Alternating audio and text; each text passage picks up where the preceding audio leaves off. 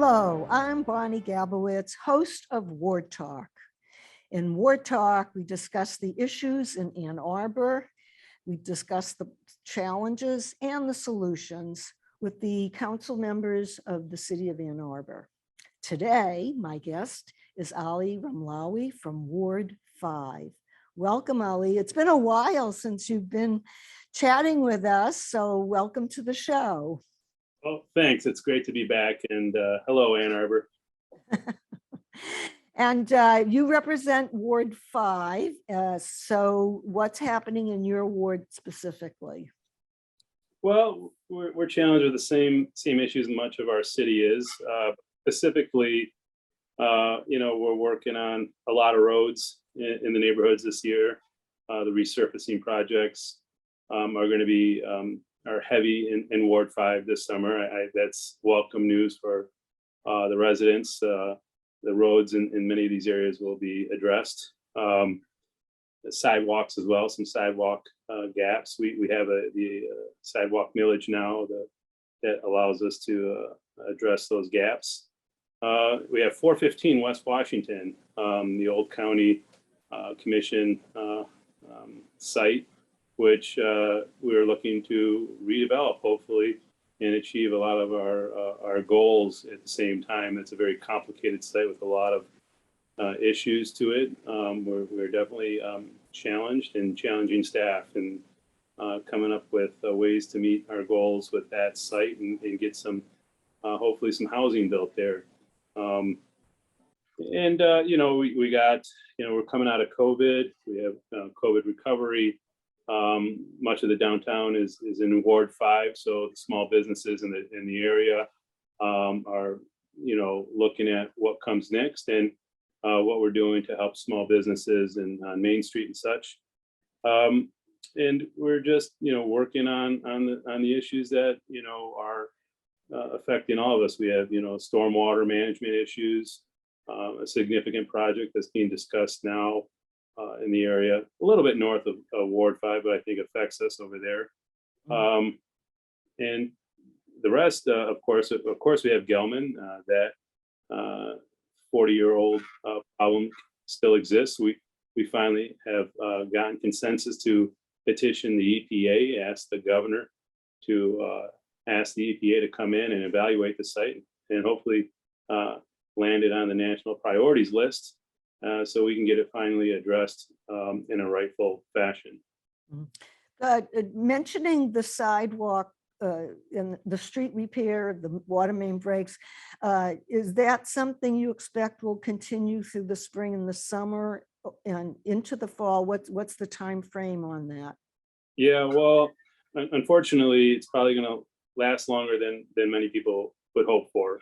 But we experienced some delays on West Liberty last year between Crest and 7th. That project was scheduled to only last a few weeks and ended up lasting a few months. Some of the maps with locating some of the underground infrastructure were off. Some of the valves that control the water system don't work and require replacement, and you don't know that until you start getting into these projects to realize some of the issues. So I would, hope for the best, but plan for the worst. Unfortunately, we are also experiencing contractor capacity issues, just like many other industries. And Ann Arbor is in Michigan, and we have a short construction cycle. So it really is challenging to do the work. And I know we do sometimes, hear from residents that, it inconveniences them, but I know city staff works really close with us and with the residents to try to minimize the disruption and the impact. So we can hope for the best, but maybe expect variations with each project. Yeah. Is there anything else going on with Ward 5?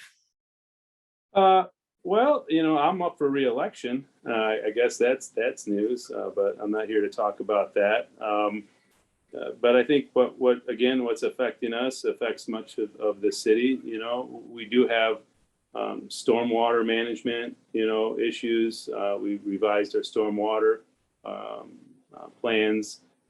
And so Allen Creek in that area greatly affected by the revision of those stormwater and flood maps, I should call them, the flood maps.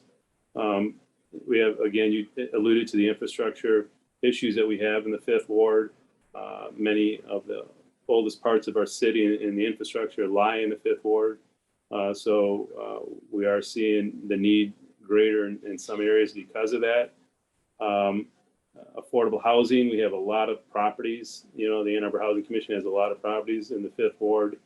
But other than that, it's just the nuts and bolts outside of the greater, or inside the greater goals that we have in terms of addressing climate change, affordability, and sustainability. We also recently adopted a dark skies ordinance citywide. So we also have, of course, the ARPA funding that's going to be, you'll be talking about later, that will affect the Fifth Ward. But I think we're meshed in with a lot of other city issues, pedestrian safety, bicycle safety and infrastructure, Vision Zero, as we try to get to zero deaths traffic wise. That really all comes to mind. Right. So what you're saying is a lot of what's going on in Ward 5 is really going on throughout the whole city. Some of the problems you have is citywide as well. So I just have one question about that. All of this work, all these big projects with these problems, how much does that impact the tax base on the taxpayers? Well, this year we have a couple of proposed millages that the voters are going to be asked to vote on. The AAATA is asking for to increase their service, their level of service, and they're asking for 2.5 mills, I believe, in the August primary. That news was just announced this week, so I don't have all my facts in front of me. And also, the mayor has proposed a climate tax of 1 mil. So these two issues, as they are addressing some of the issues surrounding climate change and density, allowing folks to live where they work, we are going to be asking the voters this fall and late summer how much they're willing to support that through property taxes. 3.5 mils coming up here is a big ask on top of the other millages that have recently passed. We'll be knocking on doors and listening to what people have to say this summer as to where people believe and how much they can afford to address these issues the way that is being asked through millages. Okay, so we have some big topics coming up, and the month in which you're working on the budget now, I believe this is going into the second year of the 2-year plan. Is that correct? I believe so. Yeah, it's been such tables are spinning and plates are turning, and we haven't met in person to discuss the budget as we've done in the past. We've been getting videos sent and watching videos from each department as it pertains to the different areas in the city that comprise the budget. We have a new city administrator as well. And I think you have to be nimble right now when it comes to the budget, because there's lots changing, millages that are being asked, millages that have been approved. Mm-hmm. And, COVID is going to change things in ways that I don't think we've adopted yet policy-wise, in the sense of inflation. We have high inflation, so property taxes are going up because now, it's not going to be capped at you know, it's again 3% or something higher. Could be. I don't have those numbers in front of me, but as you alluded to earlier about the millages, you know, as we always talk about affordability, there's a lot coming down, and back to the budget. Um, the money that we received last year, the CARES Act and ARPA funding, I think are, you know, clouding the clarity of what the real situation is going forward.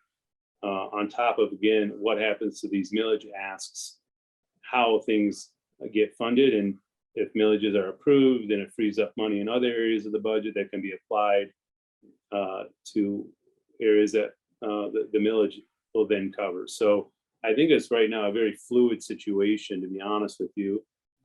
We don't have a clear understanding of what it's going to look like for another 18 months, in my opinion.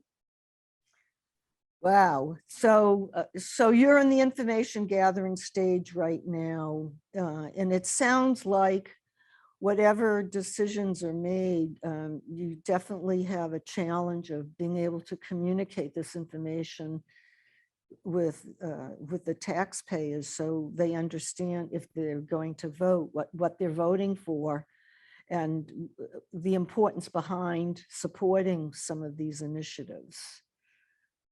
Yeah, that is true. And unfortunately, we don't have the type of journalism and media that was present 20 or 30 years ago to disseminate this information. So where people get their information in, and what lens they receive it under is different. So I just know that past years, budget-wise, there's very little discretionary spending. Much of the money is already accounted for. So finding funding for new programs is challenging, especially when you're looking for you know, a residual and consistent revenue stream, and not just a one-time infusion of money like the ARPA funds would be. And so setting up these programs, it's great to set them up for a couple of years if the federal guidelines are adhered to. But then what happens when those funds are no longer there, and how do you continue to provide those programs? This is Bonnie Gabowitz, host of Ward Talk. You can follow us on Twitter at twitter.com/CTN in Arbor. You could also email us with your questions and comments at ctn@a2gov.org/in Arbor. You can also follow us on YouTube. You can not only follow Ward Talk, you can also watch any of the segments of the other CTN shows on youtube.com/CTN in Arbor. We'll be right back.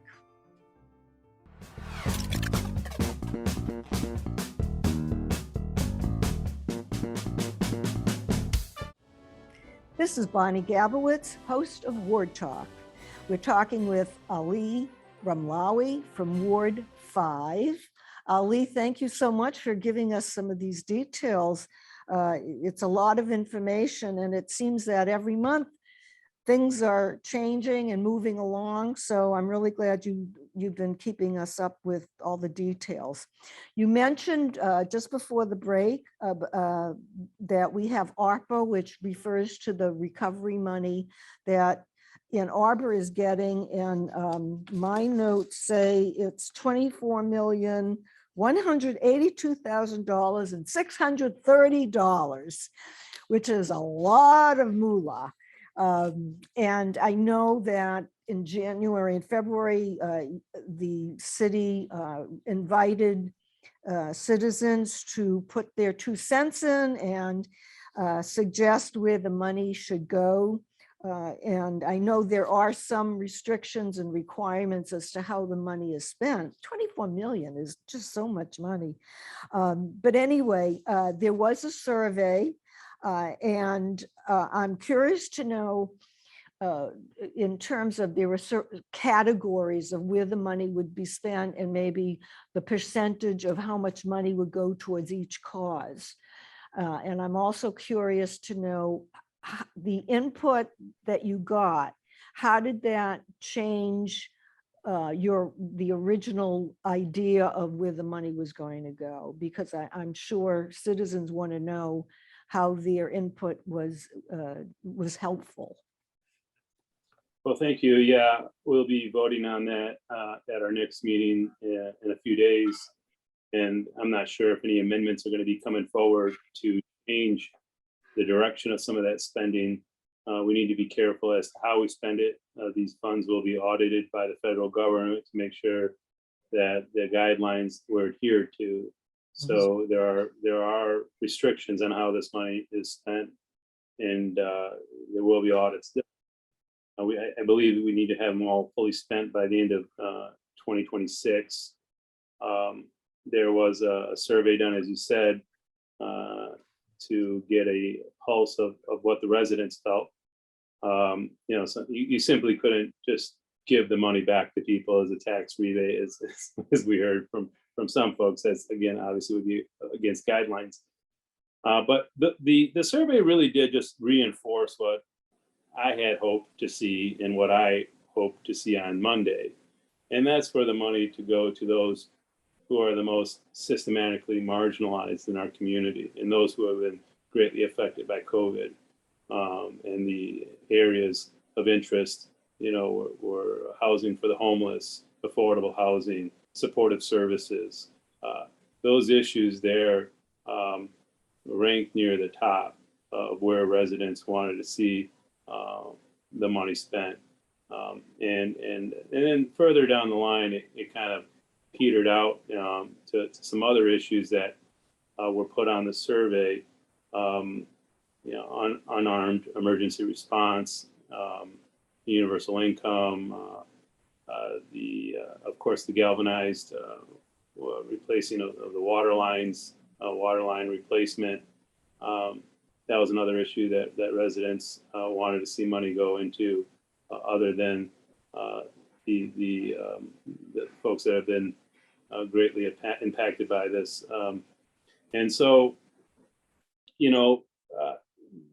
that's good to see, and I'll be eager to see what happens on Monday with amendments and see what ultimately gets supported or does not.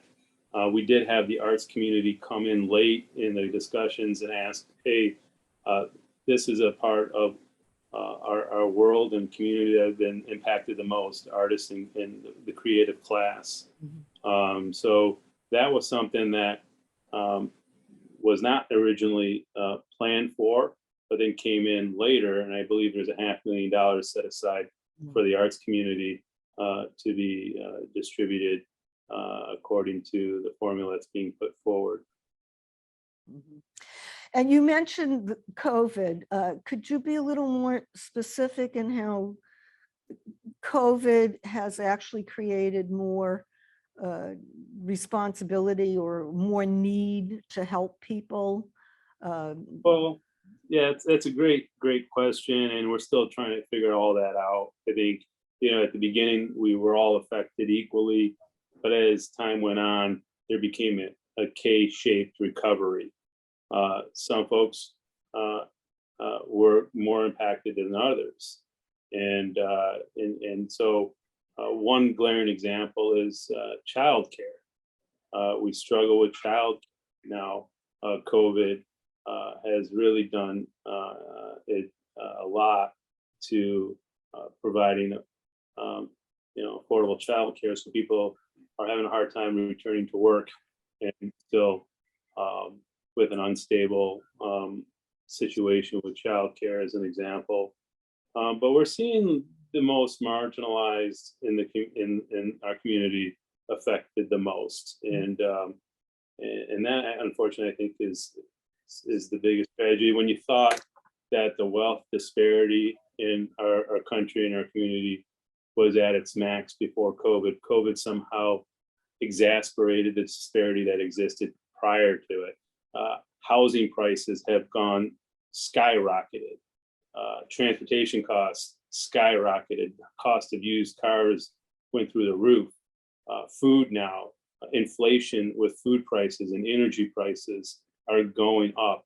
And that's going to affect the lower income folks. People at the top can still get by, but the folks at the bottom are the ones that are going to feel the $4.50 gas price right now. I know we need to wean ourselves off of dirty fossil fuel, but we haven't put the investments into different technology soon enough to lighten the effects for those who can least afford it. Just this month, we have a changing of hands. We have a new city attorney that will be taking over. Could you tell us a little bit about that change? Yeah, well, Mr. Postema, Stephen Postema has retired after 20 years of giving a dedicated and quality service to the city. We wished him well last council meeting. We have an interim city attorney right now, Kevin McDonald, until April 11th, and that's when Atlene Carr comes, a Fifth Ward resident, which is great.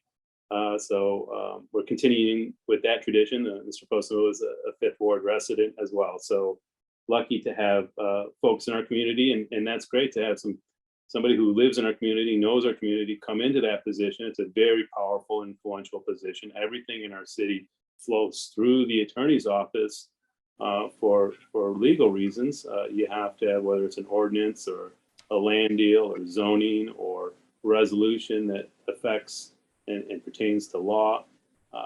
You really need to have everything go through that attorney's office to make sure it's proper, and for the most part. So it's a very important position. Atlene comes with a very impressive record.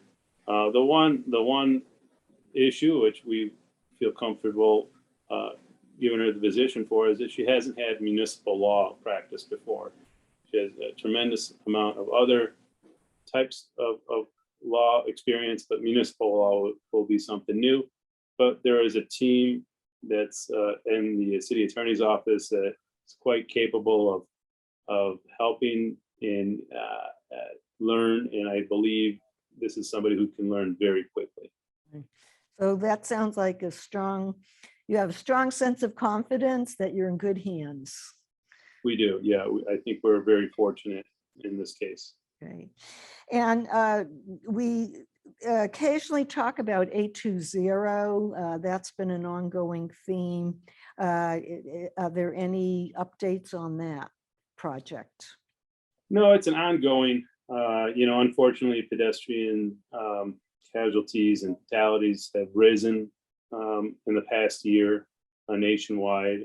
And fortunately, I don't think we've seen the same type of numbers here locally. So our early efforts are paying off, investing in infrastructure and adapting new policies locally here, starting 10 years ago or even beyond, to be honest with you. This city's been working on, bike lanes and things like that since the 1970s. So this is nothing new, of course, but we're not putting the proper resources towards it at times. And so we unfortunately are not where we need to be.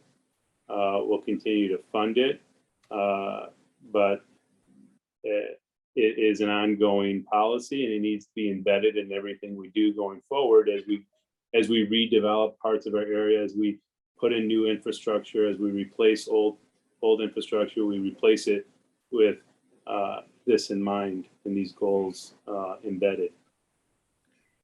And how many years have you been on the council now? 3.5 years. Yeah, okay. And do you have any perspective on, it sounds to me like the council has had a lot more challenges in general. First of all, COVID created more challenges, and then we had a turnover of important staff positions. What can you say about how it's been for you for the past 3.5 years? How have you seen things change? I didn't think I'd be working under so many different city administrators. It's every city administrator has a very important role in the city. That's the person that does the day-to-day activities, and that's someone you need to have a good working relationship with. and have an effective relationship with. And so everyone has a different style. And so I've worked with 1, 2, 3, 4 different city administrators in the 3.5 years. So it's been very challenging to learn different types of communication and styles of each city administrator. And I think it's been very difficult and taxing on city employees, unfortunately. That's their boss. As a council member, you're the city administrator's boss. And so not knowing who your boss is and having your boss change so often, I think has been very difficult for city staff. And I could just only empathize with them and hopefully give them the resources and support that they need to stabilize things. And Mr. Dahoney's been important and been very effective in stabilizing the situation right now. And hopefully he sticks around long enough so he can get these other executive positions filled and, you know, get things moving again in the same direction. And in terms of your personal experience being on the council, I haven't asked you ahead of time, but how do you think this has changed you in terms of how you see the government working? Throwing me a curveball. I'm sorry. Well, how about 1 minute worth? Okay. How it's changed me, how I view the government, or I am part of it, I guess. You know, you gaining consensus is difficult, and there has been a lot of changeover both on council and these other positions, and it's just been I think whiplash for some folks. It's been a whirlwind. I think for me, when I go into other roles and I have other situations and other challenges, I feel like I can do a much better job than I could before being on council, because I've been met with some big time gut check challenges that really test your mettle, that really test your integrity, really test your principles. Really, you know, I think you go through those experiences and those moments, and you're much better at handling some of the other stuff that before would give you a harder time. I think I can deal with things better. For the government, I hope that things can settle down. I hope that rhetoric can, you know, the 45th president is no longer around, and I think that those type of politics and that type of communicating and working with each other is not helpful. I think we need to remember why we chose to run and work on the issues and work for our constituents and gain consensus when we can, and when we can't, you know, just let it go and take it up on a different day. Well, yeah, I want to thank you for those comments. I think in the heat of saying, well, what are the problems and why aren't they fixing it? I think you bring up a great responsibility of running the city and trying to deal with these very heavy duty issues. And I think it's worth discussing what your challenge is as an individual. So thank you for that. And the show, we've run out of time, so I want to thank you for visiting with us, and I look forward to seeing you again. Well, hopefully this isn't my last time. You know, we'll see if the voters support me once again, and if they do, I look forward to the next time. This is one of the highlights of being on council. Okay. And this is Bonnie Gabowitz, host for Ward Talk. We'd love to hear from you. If you'd like to email us with your questions or comments at ctn@a2gov.org. You could also follow us on Twitter at twitter.com/CTN in Arbor.